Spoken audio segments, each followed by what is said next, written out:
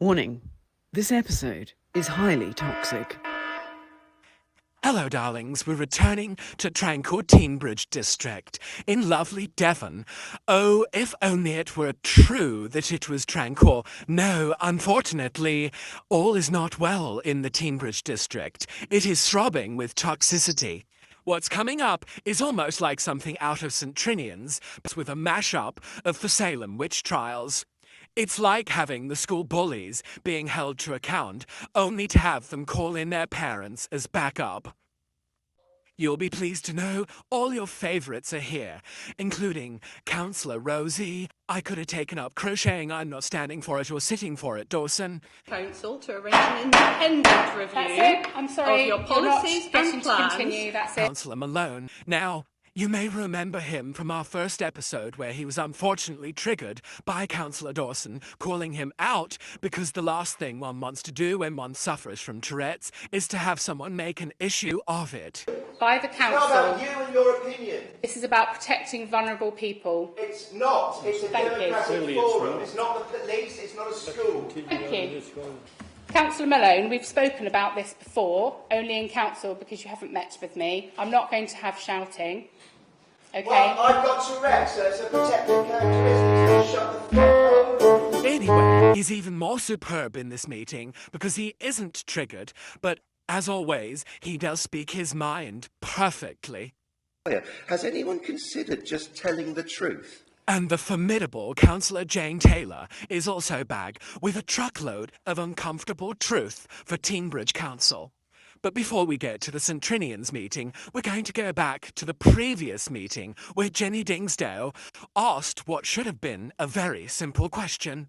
Interestingly, the council didn't live stream Jenny's question. They said YouTube wasn't important, but thankfully Councillor Taylor recorded it. I am glad to see that you were unable to provide a single reason why the working group should not go ahead, regardless of the advice your barrister gives. It appears that the Lib Dems are unwilling to protect women and girls' right to safety, privacy and dignity away from men when in a state of undress, and in fact seek to enable men in accessing female spaces. It's therefore also clear to me that the Lib Dems should not be a part of this working group, as the behaviour you have demonstrated over the last year proves that you cannot be trusted to prioritise reality over this insane ideology. This council is a laughing stock online, where Graham Linehan, the comedy genius behind Father Ted, has said that if he ever writes a sitcom about the council, it'll be inspired by Teignbridge. Thank you so much for putting that together for me. It is, it's just such a great document. It's so funny and interesting. And if I ever do write a sitcom about councils, that it will be the reason why. If you are unable or unwilling to make policy grounded in reality, you should not be making policy. The simple test for this is to ask you, what is a woman? If you cannot or will not answer honestly, you have proven yourself untrustworthy and unfit for the working group. So, what is a woman? Thank you. Thank you for your question. And as in compliance with our procedures and constitution, you will receive a written response. Thank you very much. Darling, surely you can answer the question what a woman is. You shouldn't have to phone a friend to get that answer. If you really don't know, might I suggest some deep self-exploration is required. That proves you are untrustworthy. We will move on, thank you. Can I just ask? No, thank you. Is the lady from our district or is she from Exeter? No, Councillor, thank you. We're not having a debate. We're moving on to members' questions. Members' questions, excuse me, I would like you to move from the chamber. I would have really liked an answer, but it's a shame you can't do that. Do you have a supplementary question? I do. So, also highlighted in the report about the behaviour of councillors here was a lack of trust, and I have noticed obviously several councillors that can't even be trusted to be honest about the basics of human biology.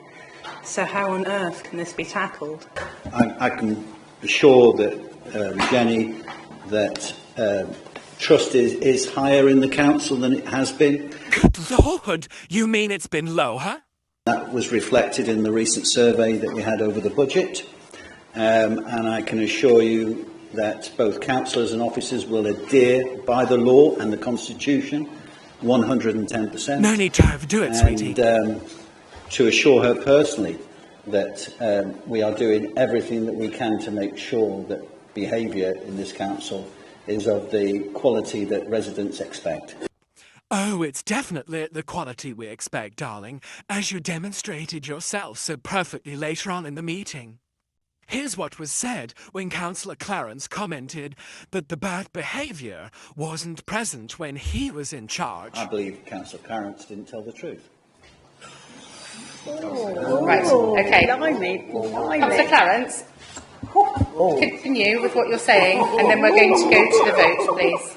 Thank you. Yeah, we're now trying to bring this council to a state of togetherness where respect and good manners, shall we say, are considered to be a very good thing. You got your work cut out there, sweetie. But anyway, that's skipping ahead somewhat. Let's go back to the beginning of the meeting where you get to meet Beth and her big bruiser, Barry, from Grant Thornton. Now, you could be forgiven for thinking that Grant Thornton is an EastEnders novelty chocolate, but no, they're an external auditor. Oh, how arousing. Being elected to represent our communities is a privilege that carries significant responsibility and the expectation of exemplary conduct, particularly in our interactions with others. Unfortunately, our external auditor has identified serious issues in this regard, leading them to issue statutory recommendations based on their value for money findings. Poor behaviour not only undermines the integrity of our council, but also affects our employees, strains our resources, and, most importantly, harms our residents. To start by introducing myself, I'm Beth Bowers, a director with Grant Thornton, the council's external auditor. I'm joined by my colleague Barry Morris, who's a partner and leads our regional team. As auditors, there may be occasions where the arrangements that we find at a council are so serious that we deem it necessary to use additional powers, which includes the use of written recommendations.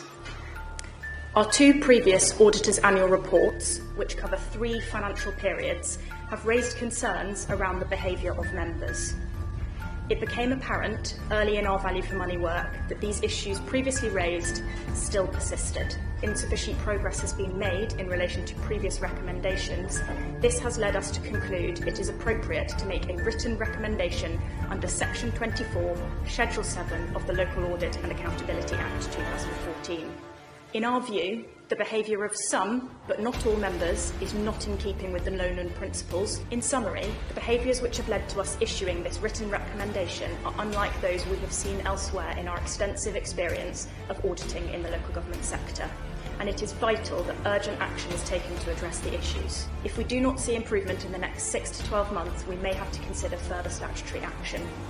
Now is a time for reflection and, most importantly, change. Thank you, Beth, and I welcome each and every point of these. If I could have proposed, seconded, I'll third it if you like. I'm really supportive of all of this, actually. I think it's a long time coming, and it's a shame that it's got to this point, to be honest. Little odd, doesn't it, that the councillor, who's had a lot of complaints over how she's chaired the meeting, having shut down members of the public and blocked freedom of speech, is so for Grant Thornton doing their audit.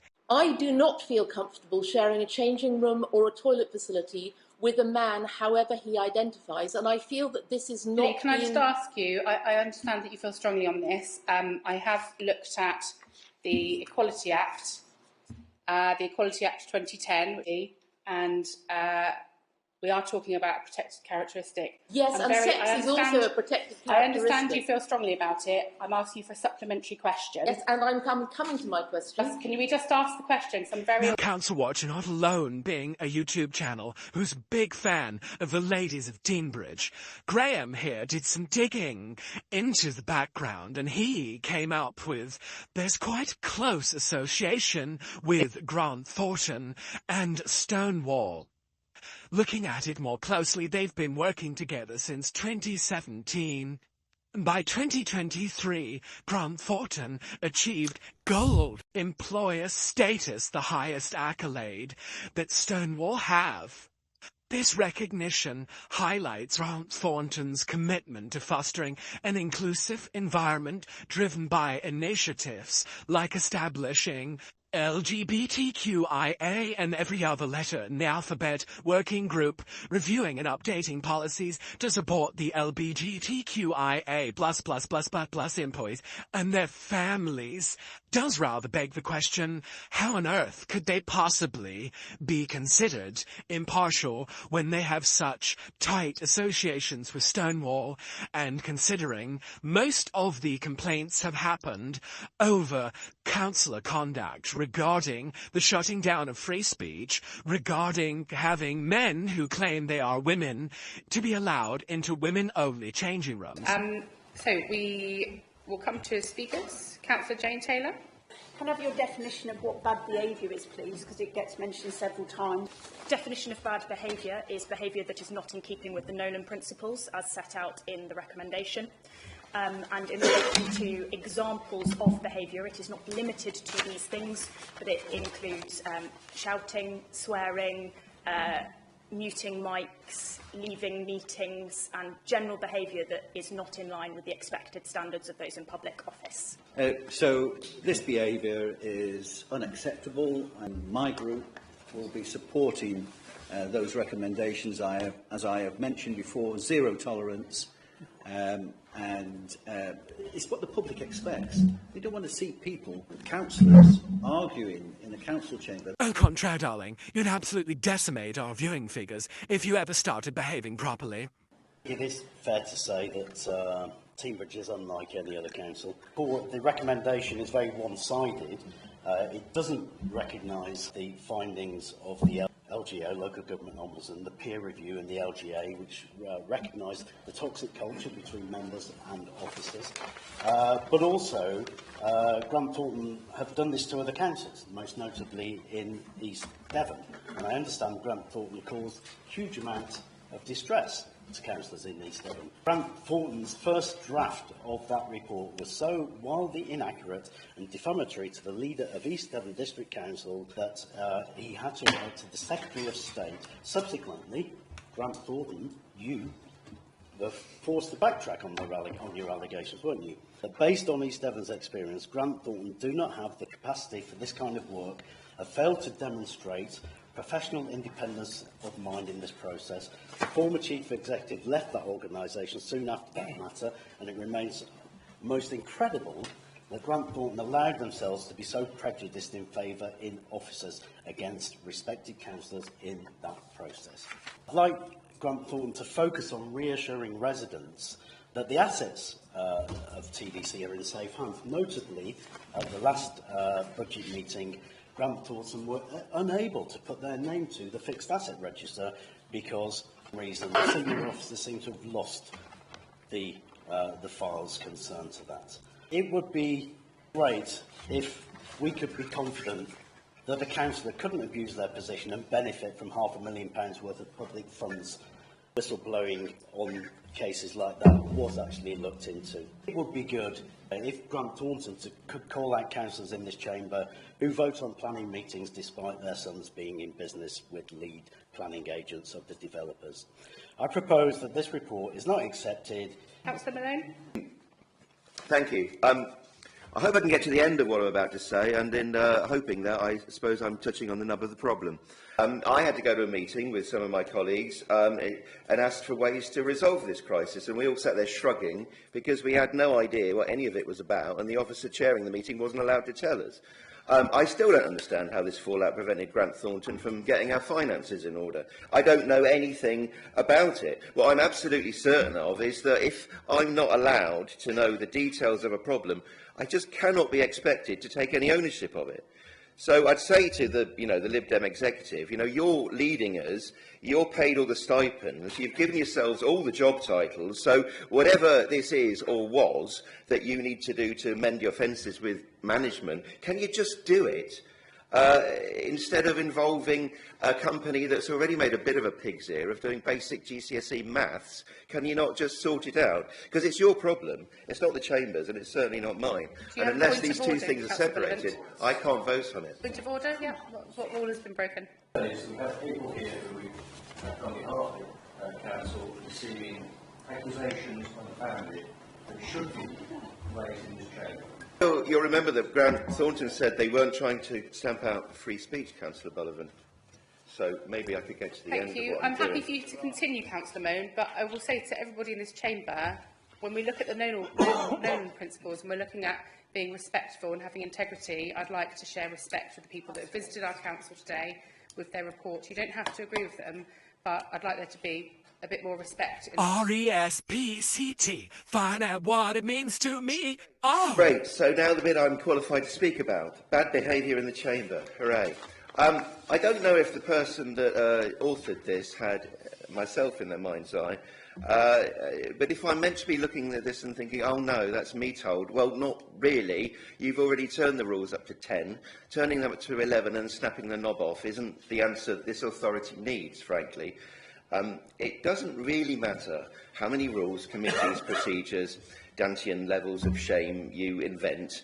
There remains no instrument for excluding an elected councillor, which is a bother. I understand it's a bother. It's an unfortunate symptom of not being Russia or America in a couple of months. So until the Local Government Act is amended to sanction the use of bouncers, this isn't actually going to do anything in practical terms except waste taxpayers' money. So before you enact Standards Committee on steroids, I'd remind you that many decisions reached by original flavour standards were roundly condemned by the LGO, who made it very clear that this authority's dysfunction was coming from the top, not from the bottom. Am I still allowed to say bottom? I am good, because it would be a front bottom if I wasn't. These findings were dismissed in the most sarcastic apology that the world has ever heard, and its recommendations were never enacted. So, you know, here we are, really trying to build a castle on a tar pit, aren't we? So I draw your attention to the letter my colleague received from the monitoring officer recently, threatening her with financial ruin and court action for sending an email asking about a council project. Our previous monitoring officer had told her she'd be arrested if she voted in the chamber, so I suppose that's an improvement. I've 7 instances of councillors approaching the authority figures, who I will, as you said, neglect to name, and instead of being listened to, were threatened. As you know, when I tried to make it public, when I had no other option but to try and make it public, I was subject to assault by someone who I will neglect to name. When arraigned by a Lib Dem disciplinary committee, our previous leader, who I will neglect to name, who's now our MP, who I'll neglect to name, told them his friend was restraining me because I was spitting at people and trying to spread COVID. Now, that's the sort of classy statesmanship we're getting from the grown-ups in the room. So, I understand it's to be a matter of censure if a member calls another member a liar. Has anyone considered just telling the truth? Would that be possible? When members of the public turn up here expressing views shared by most of the population, would it be okay if the chair doesn't accuse them of bigotry and their advocates in the chamber of committing hate speech? Would that be at all possible? Because it's causing division, not just in this room, but between this room and the public. Thank you. Thank you. Councillor McGregor. Thank you, Chair. I don't think I could top the eloquence of my colleague, Councillor Malone, there, but I am going to run through some various points. First of all, though, I've spent a great deal of time interviewing people, possibly well over 100,000 people in a career in recruitment. And the body language of people representing Grant Thornton is one I would say is confrontational. Well, she does look like she'd quite like to bite. I'm not sure about Big Butch Barry, but if I ever bump into him, I'll let you know if he bites me. Because they know that they're putting forward a report that essentially is a one-sided report. The comments that were on the report that came through originally were only the officers were consulted. They're wishing a suitably qualified expert to investigate the underlying causes of member behaviours. I could save you a fortune here by telling you that a huge amount of the issues in this chamber relate to frustration over the lack of transparency and lack of integrity that is often on display in this chamber. I won't mention by name, like my colleague Councillor Malone. So when we're talking about behaviours, we should also talk about the behaviours that lead to the behaviours. So I can save you a fortune. If we're going to bring somebody in, I don't think we need a huge amount of time looking at the various aspects. But let's talk about the council's reputation.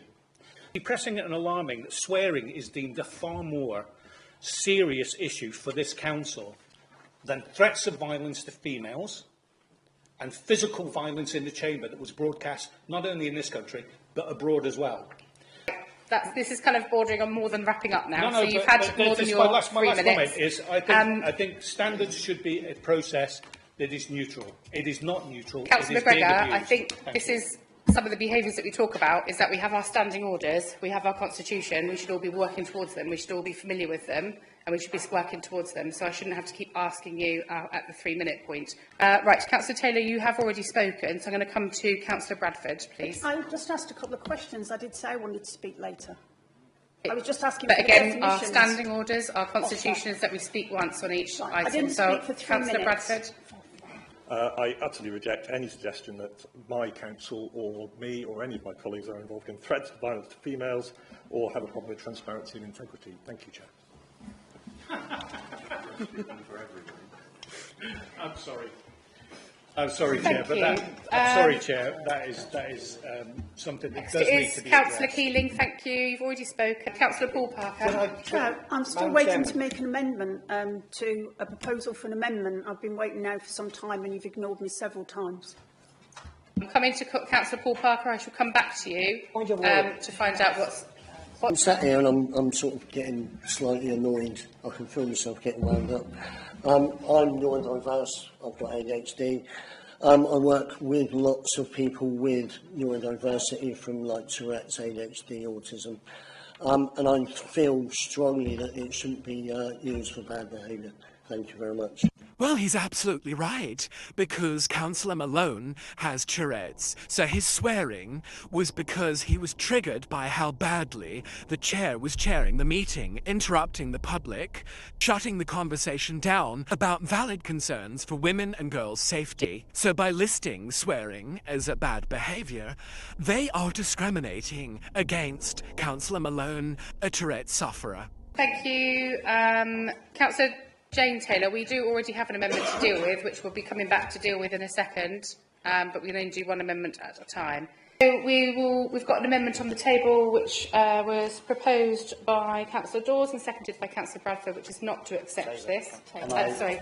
I'd like to stand down my amendment and allow Councillor Taylor to put forward a different amendment. And I'd echo the comments that were just made. I've had a glorious career. And I've never experienced anything as toxic as this council. So I'll defer to Councillor Taylor, amendment. Thank you. Yeah, I'll go through the amendments in terms of some of the points, but I need to just put that in context first, Chair. Is that okay in terms of leading up to my amendment? You've still got the three Right, minutes, okay. but we're focusing on the amendment. What I'd like to say is, firstly, when each of the councillors in this room talk about bad behaviour and those councillors have behaved badly, I would suggest that the Lib Dems are referring to the opposition and that the opposition are referring to the Lib Dems, in my view. And what I would like to do is I'm going to own it, because I am sick of everybody referring to the councillors whose behaviour is bad.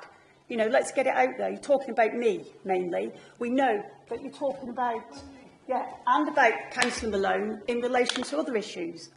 But, you know, quite frankly, I'm sick and tired of it, because I don't view it as bad behaviour.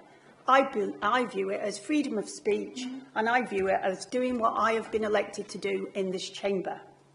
I also feel that I've been discriminated, I've been harassed, and I've been bullied because of my gender-critical view. Now, if you don't know it in this chamber, then I will tell you that a gender-critical view is a protected characteristic in law. And so I shouldn't have to suffer as a result of that. So I want to be clear that, in my view, bullying behaviour is bullying behaviour. Ombudsman report wasn't mentioned, so we know what the issues are. We don't need to pay for an independent investigator to come in here and waste taxpayers' money at all. Much of these issues are a result of 3 members of the public coming into this chamber and asking this council difficult questions about single-sex spaces. That's what it's all been about. trying to stop freedom of speech is what has caused it. It's not complex, it's not difficult. What I would like to pose in terms of amendment is this. I think we're premature because there is work going on. To shut councillors up and kick them out of the chamber, that's actually coming up on the next meeting at the Constitution Working Group. So I suggest that what we do with this report is that today we note it. We then wait for the Constitution Work Group to report, which should be shortly, with a number of amendments. All that work has been done before we make a decision on that, because A, we're talking about taxpayers' money, and I don't think we should be doing that when we have got work in progress that hasn't yet been reported on. So that's my amendment. Voting for is 12, against is 24, and 2 abstentions. Thank you. So that's not Colour me carried. shocked they didn't go for Councillor Taylor's very pragmatic suggestion. So there you go, ladies and gentlemen. This is why we need more independent councillors. The traditional parties are letting us down. So it's high time we sorted this out for ourselves and got shot of the lot of them.